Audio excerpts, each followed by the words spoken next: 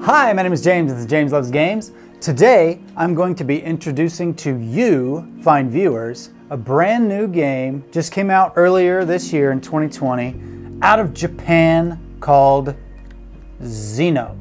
First thing you notice when you open the box, you've got 4 instruction cards. And on one side, you've got QR codes, and on the other side, you have a little legend that shows the numbers of the cards, their title, and their ability. We'll get to that here in a minute. But I wanted to show sort of the thought that was put into this game. And my first reaction was that, oh, there's no instructions. This is just some cheap cost-saving measure, right? I was wrong. This is actually quite brilliant. So the game is 2 to 4 players. And so the maximum number of players being 4, there's 4 cards on here. And I'm kind of an old geezer, at least I'm becoming one rapidly. And I just learned how to use QR codes this year in 2020. And so if you go to your phone, if you've got a smartphone with a camera, you basically just put the camera on the QR code, a little link pops up on the screen, you click it, and it goes to the website that has the instructions on it. And my first reaction was, that's kind of a lot of hopping around and too many steps to get the instructions when you can just include it in the box. But when you think about how this game is meant to be played with a group of 4 people with one set of instructions, if only one person knows how to play the game, you've got to either explain it to everybody or pass the instructions around, and you're all going to take turns reading them to make sure you really understand it.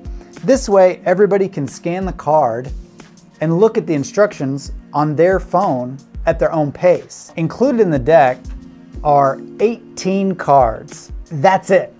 18 cards, not including the 4 instruction cards, 18 cards that are going to be in play. And I know what you're thinking, that is not a lot of cards for a card game, but it's really all you need. They're going to be numbers from 1 to 10. And numbers 1 through 8, there's 2 of each card. Numbers 9 and 10 are kind of special cards, and so there's only 1 of each of those. First thing you want to do is give each player 1 card. You all look at your card, and whoever has the highest number goes first, and play goes around clockwise.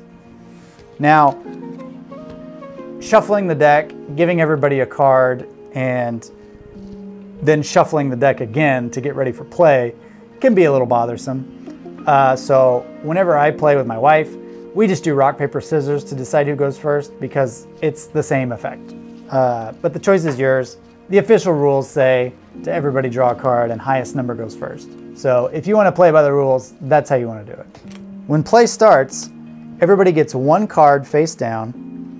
1 card gets put in the middle of the table sideways, and this card is a special card that's going to be used for any player that needs to be revived. We'll get to that in a minute.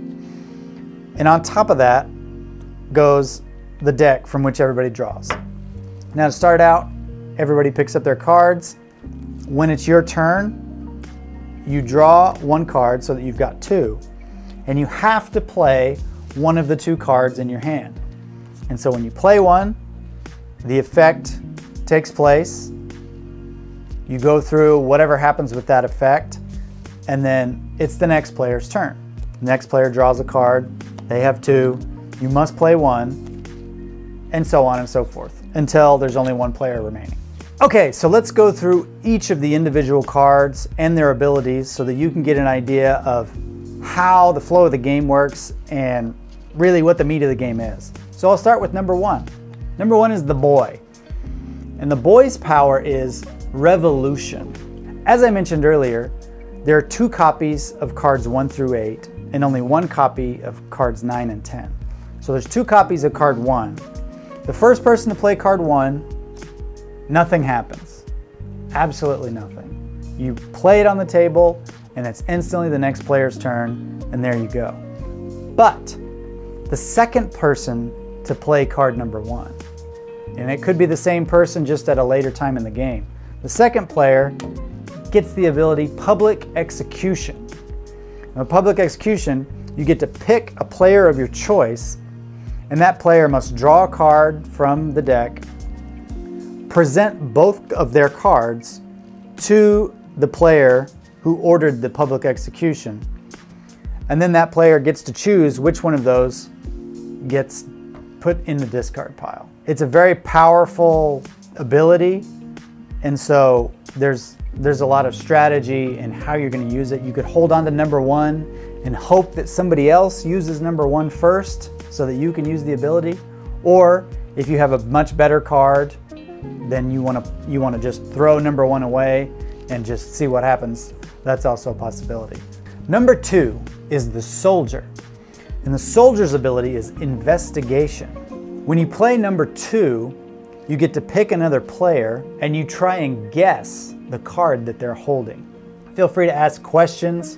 Feel free to really dig deep to try to figure out what their card is. Because if you get it right, if you successfully guess the other player's card, they are out of the game. So it's a very powerful tool.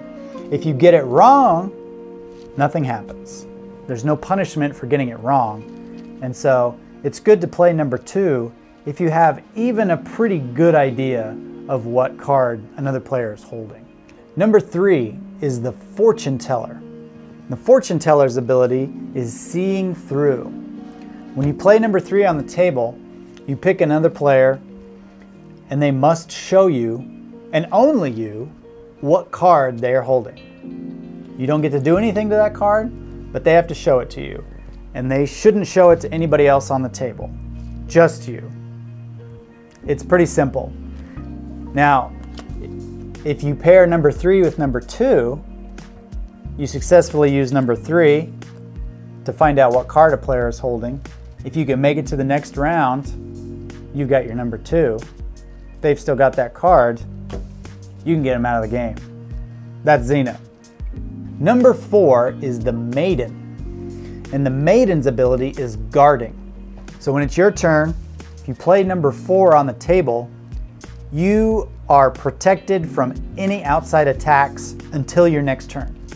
It's a very, very useful card, especially if you have maybe another card that you want to protect from outside attacks, which we'll learn about here in a little bit. But number four is a very powerful tool. Number five is death. Death's ability is infectious disease. When you play number five, you pick an enemy player.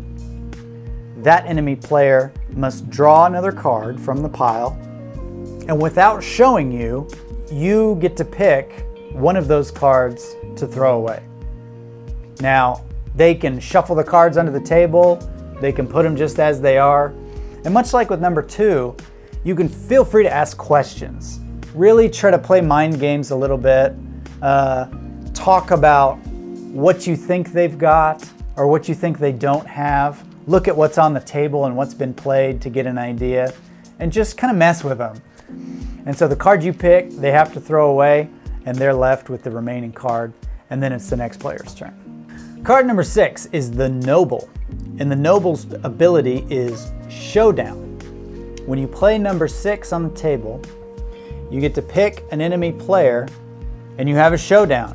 Both of you place your cards on the table, and whoever has the highest number wins, and whoever has the lowest number is out of the game. It's as simple as that. Number seven is the Scholar. And the Scholar's ability is selection. When you play the Scholar on the table, nothing happens immediately. But when it comes back around to your turn, instead of drawing one card, you get to draw three cards and keep one of those three and return the two that you don't want. And so this gives you a wider array of options to form a better strategy. So it's a very, very useful card, provided you can make it to the next turn to draw the three cards before you get knocked out. There's only 18, so if you get to draw three and look at those, you've got a huge leg up in getting a better hand. Number eight is the Spirit. And the Spirit's ability is interchanging. It's basically a trade. You play number eight on the table, you get to pick an opposing player, and you trade cards with them. This, much like number six, is very much a double-edged sword. because there are certain cards you definitely don't want to trade, but sometimes you have no choice. That's just the nature of the Spirit. It's a 50-50 game. It could help you or hurt you. So beware of the Spirit and use it wisely. All right, now we're gonna get to our two special cards, number 9 and number 10. And this is where there's there's another layer of complication that comes into the game. Number 9 is the Emperor. And the Emperor's special ability is Public Execution. I know what you're thinking. I've heard that before. And you're right. Number 1's ability is Public Execution. But the difference is number 9's relationship with number 10. So I'm gonna have to talk about both of these cards at the same time because they're so intertwined in what they're able to do. So number 9 has Public Execution, just exactly like number 1's Public Execution. When you play it, you pick a player, they draw a card, they have to show you both cards, and you get to pick which one of those cards they throw away. The difference is when you use Public Execution with number 9, the Emperor, and the enemy player, it has a number 10, the hero, that player is out. And I know what you're thinking, that's exactly the same as number 1. But that brings us to number 10, the hero. Now this is a special card, obviously, it's number 10, and this card actually has two abilities. One of them is a passive ability, which is hiding. What that means is you cannot play this card. It doesn't have an ability that you can actually use to play on the table to attack somebody. It's purely defensive. And so if you've got number 10 and anything else, you have to play the other card.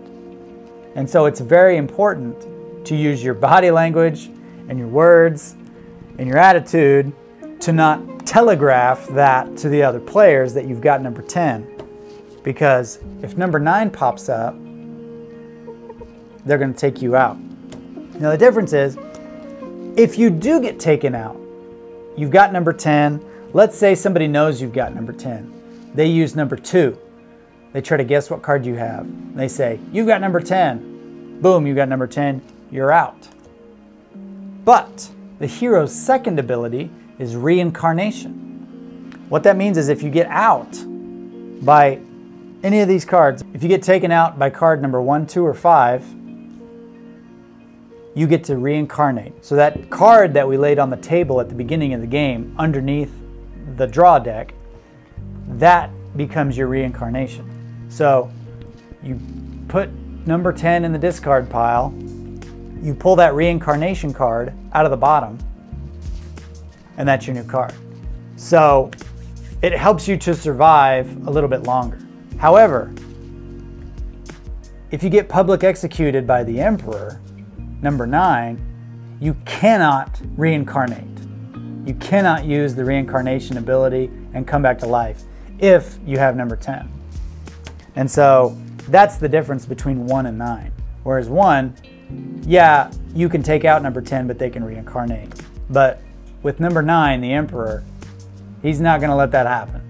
So it's just got a little bit more oomph. And if you've got number 9, your goal should be looking around to find out who's got number 10. There's one final way that you can win the game, and that is when the draw deck is completely gone. When all the cards have been drawn and there are no cards left, it doesn't matter if you've tried to play an ability or anything. If there's no cards in the pile, everybody's got one card. All remaining players have to put their cards face up on the table, and whoever has the highest card wins the game. You have to keep in mind all of the abilities of each card, how they work together, but you also have to remember that at the end of the game, when all is said and done, if I'm still in it, I need to have a higher card. You want to try to hang on to these upper level cards when the end of the game comes along. It's this balancing act that makes Xeno so great and so interesting. That's pretty much it. It's luck, it's skill, it's tactics, it's reading your opponent. I mean, it's all the good things about a lot of different card games meshed into one really simple game that I feel has a lot of potential. And the beauty of this game is the rounds are fairly short. I mean, I think even the rules state that the rounds are going to last anywhere from 3 to 8 minutes. And so you can just keep playing and keep playing and keep playing. And that's really the addictive nature of this game, is that idea of just one more game, just one more round. I can win this time. And before you know it, it's midnight and you got to go to work the next day. That's Xeno in a nutshell. Thanks for watching. Check out my other video where I play against my wife in a couple of rounds of Xeno, so that you can get a feel for how the flow of the game works and the relationship between the cards and everything like that. See you next time on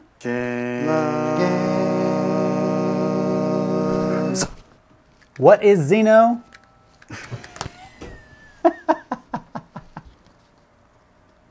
Whoops. The difference is, when you use public execution, one of them is a passive ability, and the other one is sort of a Xenoなんです.